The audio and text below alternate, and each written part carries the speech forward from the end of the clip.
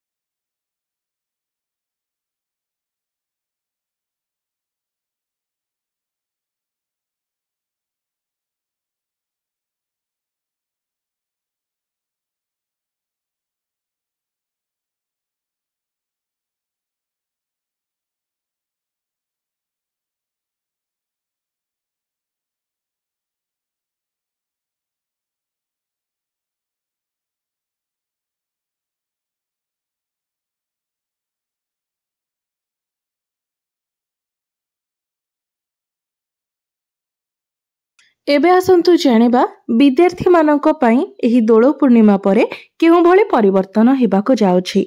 तो कुंडलीर पंचम भावटी होइथाय आपणकर शिक्षार भाव।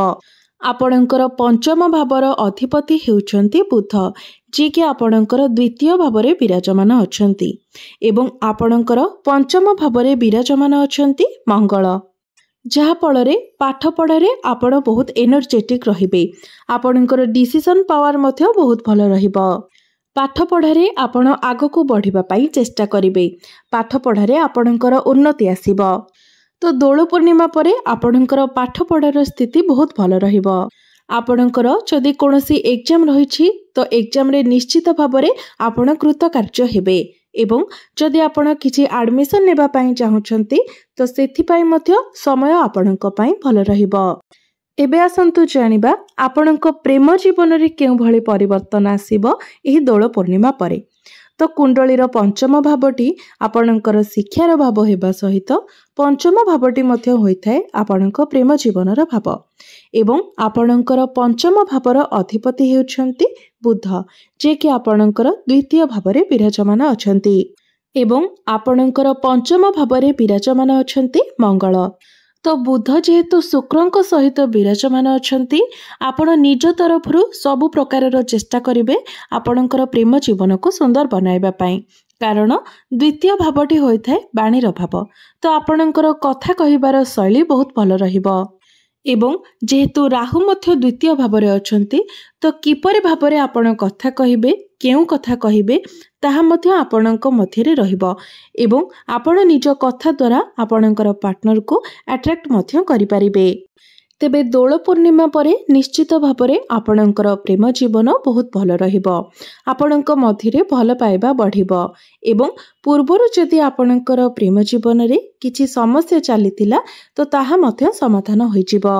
एबे आसंतु जानिबा आपणक वैवाहिक जीवन रे एही दोल पूर्णिमा परठारु केउ भली परिवर्तन आसीबो। तो बंधु माने कुंडलीर सप्तम भावटी होइथाय आपणक वैवाहिक जीवनर भाव, आपणक जीवन साथीर भाव। आपणकर सप्तम भावर अधिपति हेउछन्ति सूर्य, जे कि आपणकर प्रथम भावरे विराजमान अछन्ति। मात्र 15 मार्च को अर्थात होली दिन सूर्य आपणकर द्वितीय भाव को चलन